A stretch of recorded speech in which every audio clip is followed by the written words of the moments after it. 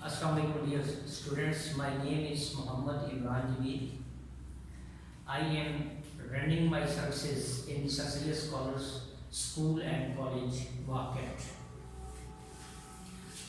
आज हम SSC part 1 का फैक्टराइजेशन से रिलेटेड टॉपिक हम पढ़ेंगे।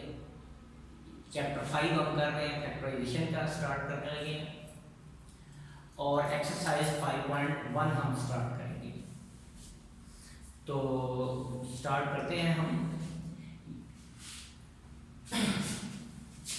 Mathematics SSC 1 9th chapter 5 factorization lecture 1 exercise 5.1। ये फैक्टराइजेशन से रिलेटेड मेरा लेक्चर 1 है, एक्सरसाइज 5.1। अलजेब्रिक एक्सप्रेशन या सिंपल हम मैथमेटिकल एक्सप्रेशन या अलजेब्रिक एक्सप्रेशन बोलते हैं, ये टर्म बताना जरूरी है ताकि आपको पता चले। अलजेब्रिक एक्सप्रेशन क्या होती है, ये सिर्फ आप एक्सप्रेशन ही कह रहे हैं। आप मैथमेटिकल फ्रेज कंटेनिंग वन और मोर terms link by operation symbols. कहता है कि ये एक मैथमेटिकल फ्रेज होती है जिसमें एक से ज्यादा टर्म होती हैं और वो टर्म लिंक किससे होती हैं, ऑपरेशन सिंबल से होती है। ऑपरेशन सिंबल आप एग्जांपल ले लें, plus minus, multiplication, division, root expectation, इस तरह जो है ये टर्म्स को हम क्या करते हैं, लिंक करते हैं। तो इस तरह जो लिखी जाएगी, ये एग्जांपल मैंने दे दी है। इसमें क्या है, वेरिएबल्स यूज हो रहे हैं, उसमें प्लस का साइन आ रहा है, साथ कांस्टेंट मल्टीप्लाई हो रहे हैं। ये एक अलजेब्रिक एक्सप्रेशन है। इसी तरह दूसरी टाइप ये है 1/2 प्लस √7/x, ये दूसरी टाइप अलजेब्रिक एक्सप्रेशन की है, दूसरी एग्जांपल हो गई। इसी तरह 5x² - 7x divided by 5 etcetera. तो इस तरह की जो एग्जांपल्स होंगी इनको हम क्या कहेंगे, अलजेब्रिक एक्सप्रेशन। तो अलजेब्रिक एक्सप्रेशन में क्या होती है, अलजेब्रिक एक्सप्रेशन में सिंपल वर्ड में आप क्या लें कि वेरिएबल्स और कांस्टेंट को लिंक किया जाता है किसके साथ, प्लस माइनस मल्टीप्लाई और डिवाइड के साइन के साथ हम root expectation, cube root, square root, इस तरह के जो सिंबल्स हैं, मैथमेटिकल सिंबल हम यूज करते हैं और टर्म इस तरह ज्वाइन होती हैं तो क्या बन जाती हैं, अलजेब्रिक एक्सप्रेशन बन जाती हैं। इनकी टाइप्स के बारे में एक लेक्चर अलग से मैं दूंगा बड़ा डिटेल में, अलजेब्रिक एक्सप्रेशन, फिर उसकी टाइप्स क्या हैं आगे, तो उसको सारा हम टाइप्स में आगे हम एक्सप्लेन करेंगे विद एग्जांपल्स। तो आज हम सिर्फ अपने टॉपिक की तरफ कन्फाइन रहते हैं। फैक्टराइजेशन क्या होती है, the process of writing an algebraic expression into product of two or more algebraic expressions. कहता है वो प्रोसेस जिसमें हम क्या करते हैं, लिखते हैं किसको, अलजेब्रिक एक्सप्रेशन को। एक अलजेब्रिक एक्सप्रेशन होती है, उसको किसमें लिखते हैं, into the product of, product का मतलब साइन ऑफ मल्टीप्लिकेशन आएगा बीच में, of two or more expression, दो या दो से ज्यादा अलजेब्रिक एक्सप्रेशंस के प्रोडक्ट की फॉर्म में लिखने को हम क्या कहते हैं, फैक्टराइजेशन। क्या कहते हैं, एक अलजेब्रिक एक्सप्रेशन को दो या दो से ज्यादा अलजेब्रिक एक्सप्रेशंस के प्रोडक्ट की फॉर्म में लिखने को हम क्या कहते हैं, फैक्टराइजेशन कहते हैं। अभी हम क्वेश्चन स्टार्ट करेंगे तो आपको पता चल जाएगा कि ये इसका मीनिंग क्या है।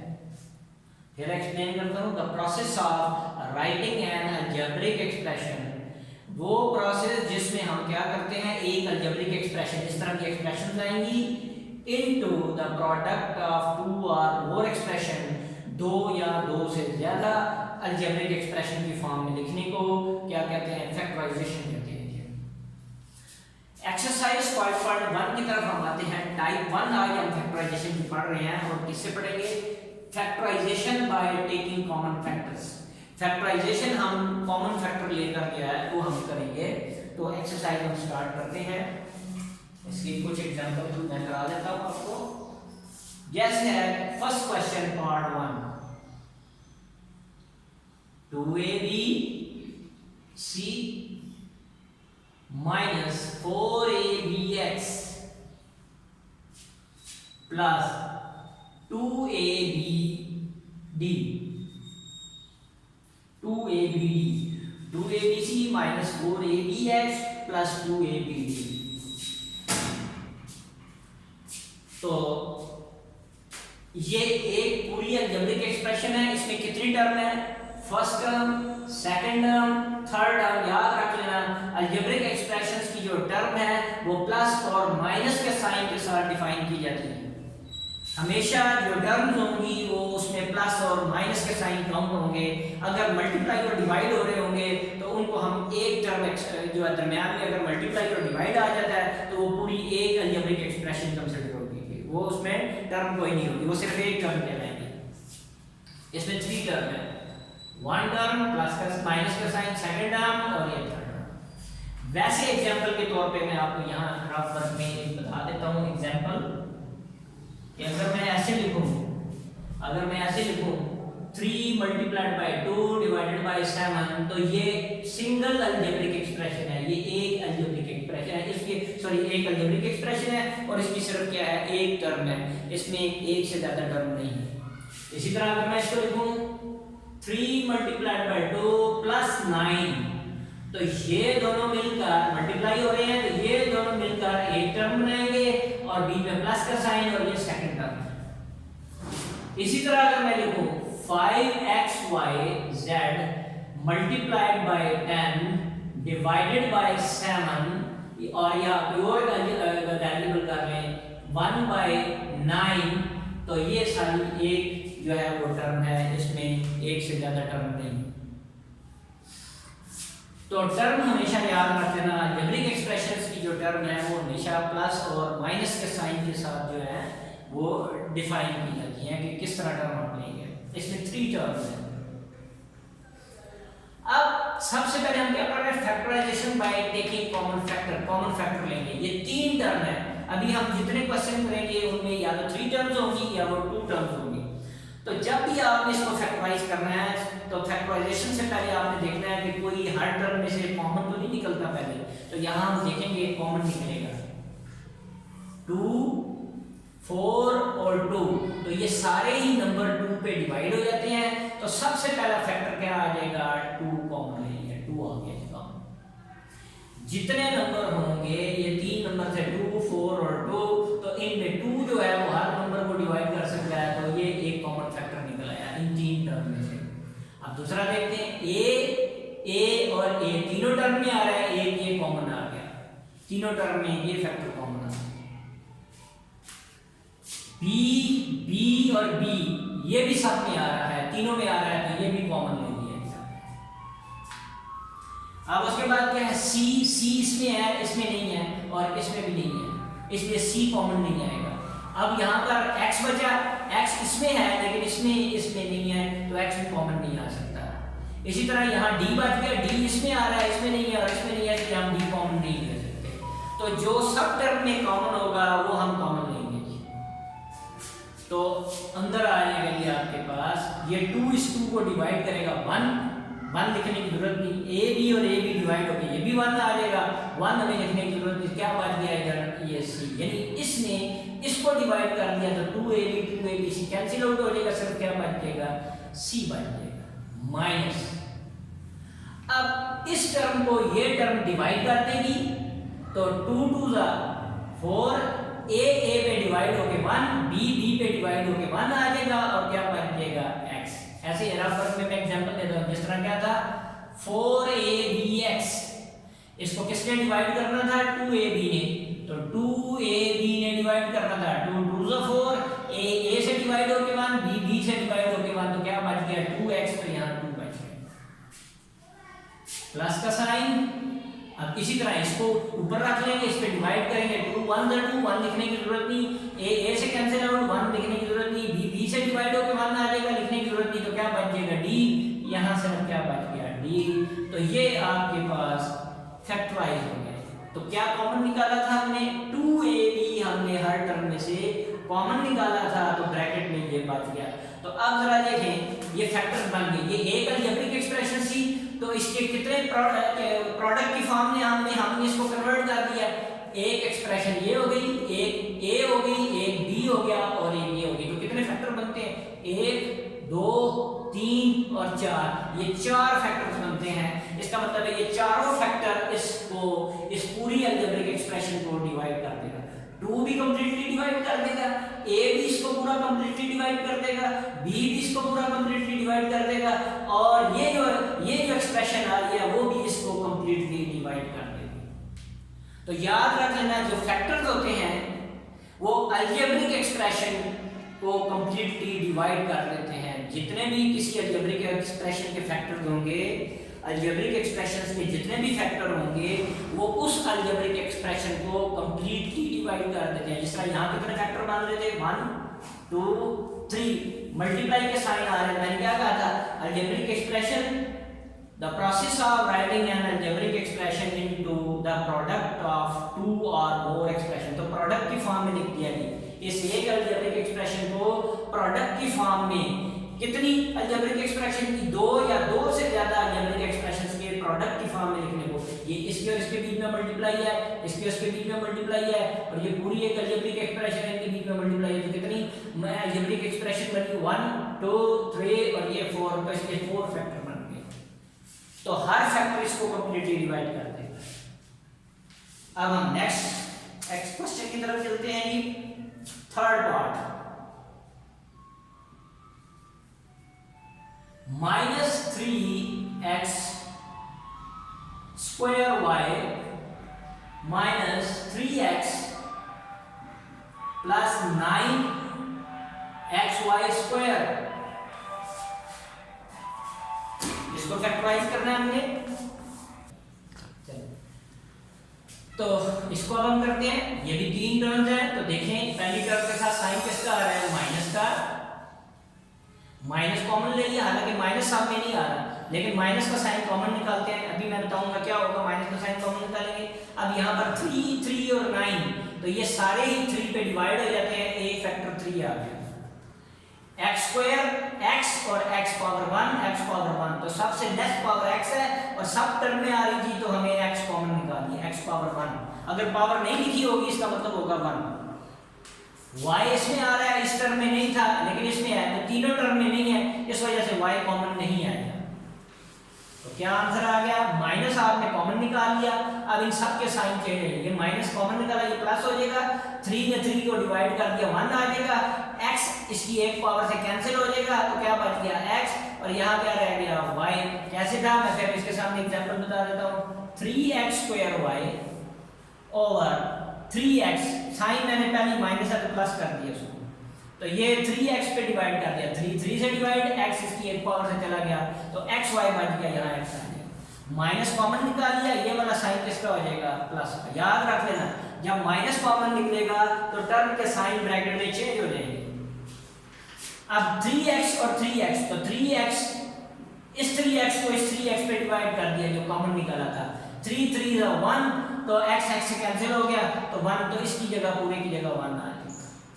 अब माइनस कॉमन निकाला था, ये प्लस का साइन है, साइन चेंज हो जाएगा, माइनस 3 3 9, तो 3 आ गया, x कॉमन आ गया, तो क्या बच गया यहाँ पर y²। कैसे, मैं फिर यहाँ लिखता हूँ 9xy² divided by 3x, x से कैंसिल, 3 3 9, तो 3y², तो ये बच गया।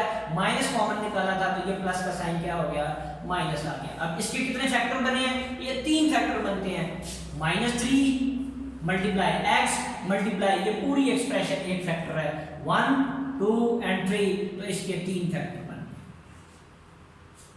इसी तरह क्वेश्चन नंबर 1 की एक और एग्जांपल हम कर लेते हैं। क्वेश्चन नंबर 1 का 5th part, 3x³ y minus 3x³ y into x minus 3y minus 7x² y² into x minus 3y।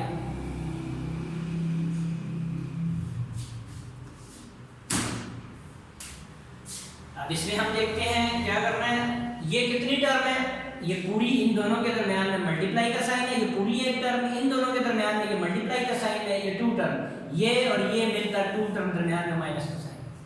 अब ये देखें, ये ब्रैकेट सेम आ रही है, ब्रैकेट सेम आ रही है, इसमें x माइनस 3y आ रहा था इस टर्म में, इसमें भी x माइनस 3y है, तो सेम ब्रैकेट में सेम आ रहा है, सबसे पहले हम ये कॉमन निकाल लेंगे, x माइनस 3y कॉमन निकाल लिया। अब अंदर क्या बचेगा 3x क्यूब y माइनस इसकी जगह 1 आ जाएगा, 1 लिखने की जरूरत नहीं, अब इसकी जगह भी 1 आ जाएगा और ये टर्म आपके पास बच जाएगी 7x स्क्वायर y स्क्वायर। इसकी जगह 1 है, 1 लिखने की जरूरत है, ये कॉमन निकाल लिया हमने। अब तो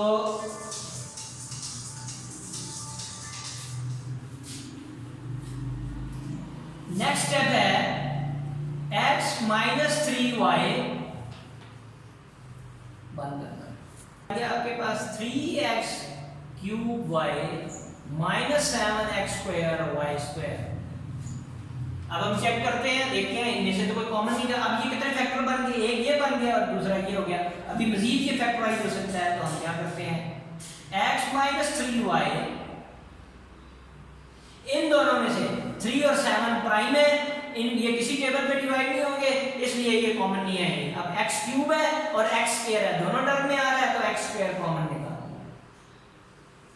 y 1 है और y स्क्वायर y की पावर 1, ये लेस पावर है, कॉमन आ गई, दोनों टर्म में आ रहा है।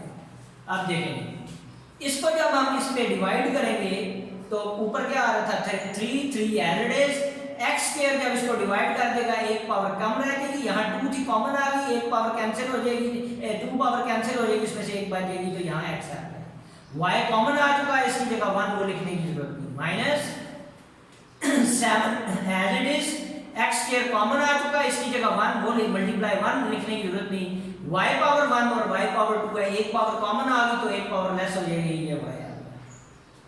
तो अब हम इसको ऐसे, या ये भी आंसर ठीक है, इसको अरेंज कर लेते हैं, x स्क्वायर y शुरू में ले आए, ये x माइनस 3y और 3x माइनस 7 है, वो आंसर भी ठीक है, जरा हम ऑर्डर में लिख रहे हैं इसको।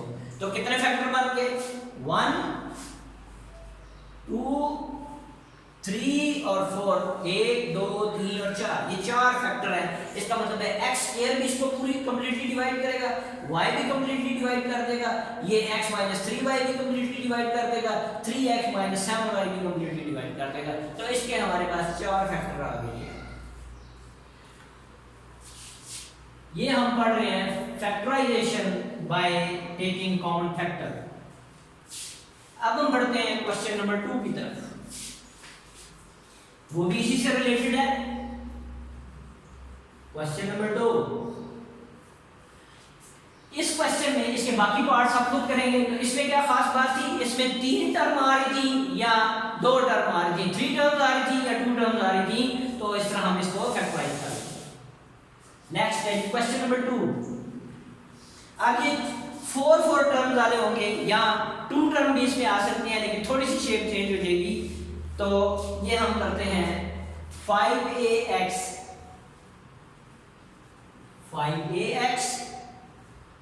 1 है, part 1 5ax minus 3ay minus 5bx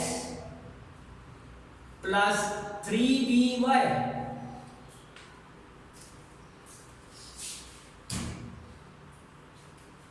इसको फैक्टराइज करते हैं तो देखें आप ये 4 टर्म आ गई, तो आप देखेंगे 4 टर्म में कोई भी सेम चीज कॉमन नहीं आती, कोई भी सेम फैक्टर नहीं आ रहा।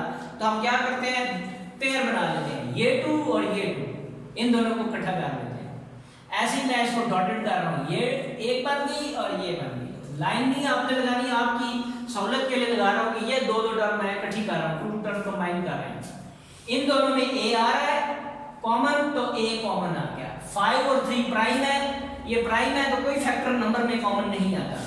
x और y सिंगल सिंगल आ रहे हैं तो ये कॉमन नहीं आता है। तो इसमें अब क्या बचेगा, अंदर a कॉमन आ गया, क्या बचेगा 5x।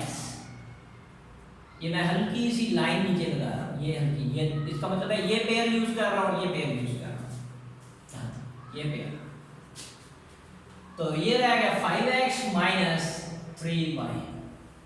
अब इनमें माइनस का साइन पहले आया, माइनस कॉमन ले आएंगे, और क्या कॉमन आ रहा था, बी और बी कॉमन आ रहा है, ये मैंने पहला साइन कॉमन ले लिया, बी बी दोनों में आ रहा है और कोई कॉमन नहीं आता इनमें, तो ये मैंने बी कॉमन निकाल दिया, ब्रैकेट लगा दी। अब माइनस कॉमन निकाला तो प्लस बन जाएगा, क्या बना, प्लस बी कॉमन आ गया तो क्या बच गया 5x प्लस का, क्योंकि माइनस कॉमन निकाला था, आगे माइनस कॉमन निकाला, ये प्लस का साइन है तो माइनस हो जाएगा, और बी कॉमन आ गया, क्या रह जाएगा 3y। तो देखिए ये ब्रैकेट और ये ब्रैकेट सेम आनी चाहिए, तब ये फैक्टराइज हो सकता है, तो दोनों ब्रैकेट सेम थी इसलिए ये हमने ले लिया। अब इस फैक्टर को कॉमन निकाल लेते हैं, 5x माइनस 3y ये कॉमन आ गया, ये एक टर्म ये दूसरी टर्म बन गई, तो ये कॉमन आ गया। अब क्या बचा, इसमें a बच गया, साथ क्या आ गया, ये डिवाइड होगा तो 1 1 लिखने की जरूरत नहीं, माइनस, अब ये कॉमन आ चुका बाहर, इसकी जगह 1 और इधर क्या बच गया b, तो ये आपके पास 2 फैक्टर्स बन गए। इसका मतलब है ये 4 टर्म थी तो इसके 2 फैक्टर बन गए, तो ये वाला भी इसको कंप्लीटली डिवाइड कर देगा, अगर ये इसको कंप्लीटली डिवाइड करेगा तो आंसर a माइनस b आएगा, और अगर a माइनस b इस सारी को कंप्लीटली डिवाइड करेगा तो आंसर 5x माइनस 3 आएगा। नेक्स्ट क्वेश्चन हम करते हैं जी,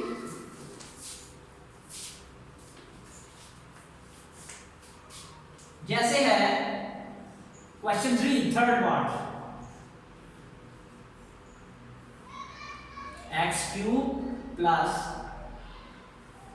3xy square minus 2x square y minus 6y cube.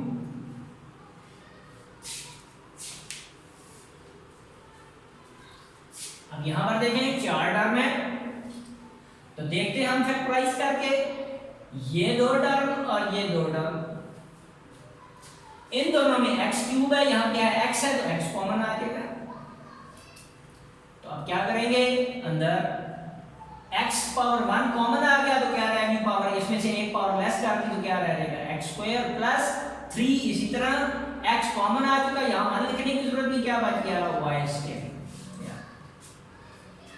अब इन दोनों में माइनस, ये पहली टर्म में साइन माइनस आ रहा है, माइनस कॉमन ले लिया, अब नंबर्स में देखें 2 और 6 है, ये दोनों 2 पे डिवाइड हो जाते हैं, 2 कॉमन ले लिया, x स्क्वायर, इसमें x नहीं आ रहा था तो इसलिए x कॉमन नहीं निकलेगा, y पावर 1 और y क्यूब तो y कॉमन आ गया, ब्रैकेट लगा दीजिए क्योंकि y दोनों टर्म में आ रहा था।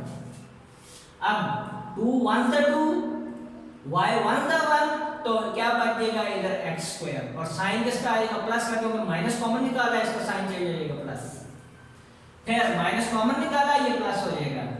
अब 6y है, यहां मैं कर रहा हूं 6y क्यूब को किस पे डिवाइड करना है, 2y पे, कॉमन जो निकाला है 2 3 जा 6, y एक पावर से कैंसिल हो जाएगा तो 3y स्क्वायर बच जाएगा, तो x square plus 3y square. तो आप देख लें ये दोनों ब्रैकेट्स में सेम आ रही है एक्सप्रेशन, तो ये कॉमन फैक्टर हो जाएगी, ये एक टर्म है और ये एक टर्म है, ये 2 टर्म, ये 4 टर्म को हमने 2 टर्म में कन्वर्ट कर दिया, तो x square plus 3y square common, ये आ जाएगा x माइनस 2y, ये 2 फैक्टर्स हैं।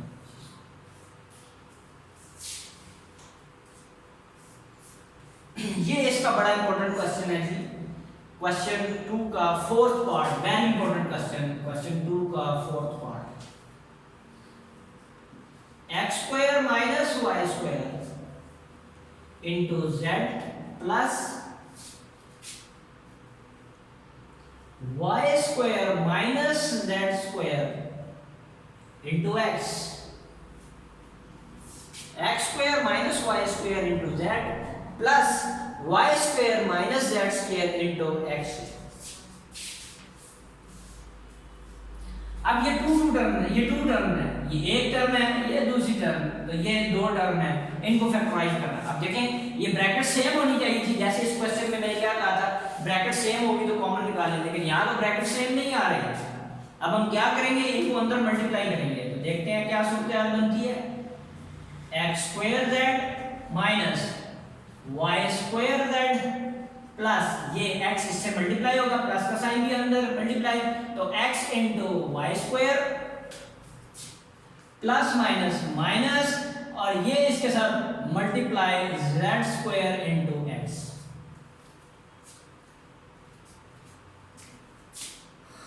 अब जी अब हम इनका अरेंजमेंट चेंज करेंगे ताकि हम इसको फैक्टराइज, अगर हम यहीं से कॉमन निकालेंगे फिर वही बात है कि फैक्टराइज तो नहीं होगा। हम अरेंजमेंट चेंज करते हैं। देखेंगे फर्स्ट टर्म को थर्ड के साथ मिला लिया प्लस एक्स वाई स्क्वायर और सेकंड टर्म को फोर्थ टर्म के साथ मिला लिया minus Y square Z minus Z square X. आप ऐसे भी कर सकते हैं, फर्स्ट को लास्ट के साथ और इन दोनों को कंबाइन कर लें, फिर भी ये सॉल्व हो जाएगा, कॉमन फैक्टर आ जाएगा। तो मैंने क्या किया, फर्स्ट और थर्ड को कंबाइन कर लिया और सेकंड और फोर्थ को कंबाइन कर लिया। अब देखते हैं कि फैक्टराइज होता है कि नहीं। तो यहाँ एक्स स्क्वायर है, यहाँ क्या है एक्स पावर 1, तो एक्स कॉमन आ जाएगा। जेड है और यहाँ वाई है, ये दो टर्म बन गई, ये दो टर्म। आपने लाइन नहीं लगानी, सिर्फ समझाने के लिए बता रहा हूँ कि ये टू टर्म है, ये टू, इनमें से कॉमन निकालते हैं। एक्स कॉमन आ गया, अंदर क्या बचेगा एक्स पावर 1, एक कॉमन ले लीजिए और साथ क्या आ जाएगा जेड प्लस एक्स कॉमन आ गया, क्या रह गया वाई स्क्वायर। अब यहां से माइनस कॉमन ले लिया, जेड वाई इसमें नहीं आ रहा, तो इसमें है, इसमें नहीं आ रहा तो वाई कॉमन नहीं आ सकता। इसी तरह एक्स इसमें आ रहा है, इसमें नहीं आ रहा, एक्स कॉमन नहीं आएगा, जेड कॉमन आएगा, जेड पावर 1 और जेड स्क्वायर, तो यहां मैंने जेड कॉमन ले लिया।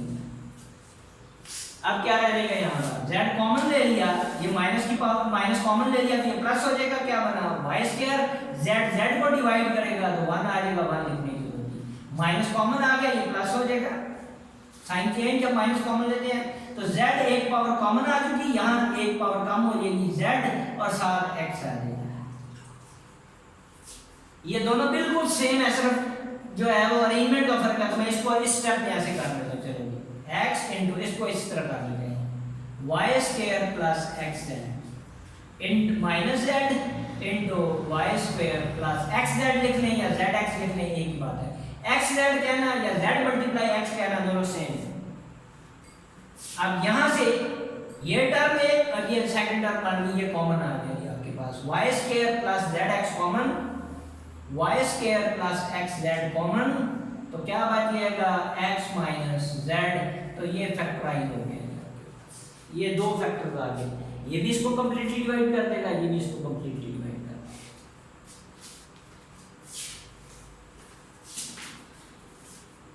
तो ये क्वेश्चन नंबर 2 के बाकी पार्ट्स जो है वो इसी तरह ही आपने जो है वो सॉल्व करने हैं। तो उम्मीद है आपको ये जो है फैक्टराइजेशन का टॉपिक समझ आ गया होगा कि इसको हमने किस तरह सॉल्व करना है। तो ये हमने किस फैक्टर से पढ़ा था, factorization by taking common factor. तो जब भी आप फैक्टराइजेशन स्टार्ट करेंगे सबसे पहले आपने देख लेना है कि कोई फैक्टर कॉमन निकलता है कि नहीं निकलता, उसके बाद हम नेक्स्ट स्टेप्स करेंगे या फार्मूला की मदद से सॉल्व करेंगे। आपके क्वेश्चन आते जाएंगे, चेंज होते जाएंगे, स्टेप बाय स्टेप ग्रेजुअली हम बढ़ते जाएंगे। तो अल्लाह हाफ़िज़।